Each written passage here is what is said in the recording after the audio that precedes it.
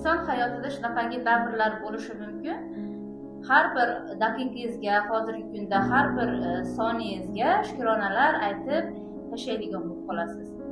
Men oddiy o'qituvchi bo'lib ishlab yurgan davrimda pulga jiddiy muhtojlik bo'lib qolgan davrlar bo'lgan.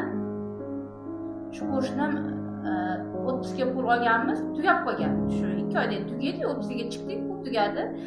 Endi shunaqangi zarar bo'lgan shu pul. Qo'shnim yuring, kavarga chiqamiz degan. Kavar nimaligini men bilmasdim. Birinchi marta ko'rdim. Kichkinagina zangori narsa bo'lar ekan. Shuni tergani adirga chiqqanmiz. Shunaqangi issiq, jazirama, qiynalib ketganman-da, shu issiqda ham haligi tikanlarning ichidan terish kerak ekan. Endi u paytda qanchadir bir balkim 30 ming, balkim 20 ming so'mga ishlaganmizmi bilmayman. Lekin shu darajada qiynalib ketganman-da, shu hech esimdan chiqmaydi shu kunlar. Lekin bitta narsa meni ushlab turardi, meni orzularim bor. Shu davrimda ham men dengizni ko'rishni orzu qilardim. Dengizda nimasini ko'rishni orzu qilardik desangiz, bepoyonligini. Dengizni narigi taraf ko'rishni juda ham orzu qilardim. Lekin shu davrimda hattoki shaharga tushgani ham yo'l kiramiz bo'lmagan bo'lishi mumkin, lekin men dengizni ko'rishni orzu qilganman. Mana shu orzularim bormi bilmayman, meni Alloh shu orzularimga yetkazgan.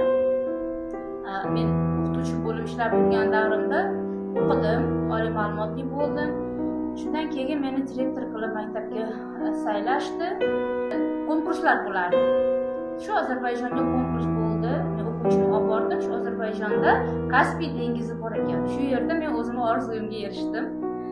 Endi o'zingiz bilasiz, stresslar bo'ladi ish davrida. Kasalliklarim juda ham avj olishni boshladi. Qabziyat kasali, yana o'tim dimlanardi, ko'shma erkagi kasalliklar. Juda tez davolanib turardim. Lekin nima desam, davolansam yaxshi, davolangandan keyin yana baribir shu kasalliklar avj olardi. Meni ustozim Ixtiyorjon Mamatov ko'p bora taklif qilgan. Endi bir ancha-muncha narsaga ishonmaymiz, o'zingizlar bilasizlar. Iloji yo'q, baribir borganman Gana shifo tashkilotiga. Borganimda menga mana shu mahsulotlarni taklif qilishgan.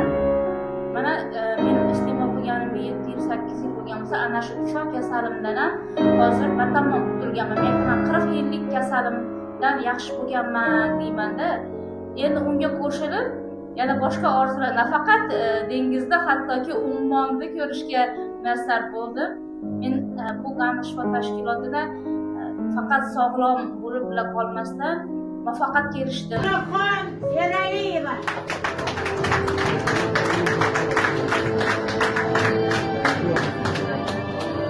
Chet davlatlarga borib dam olib keldim, Malayziyalarga bordim, Singapurga bordim, Belorussiyaga bordim, undan tashqari boshqa davlatlarga.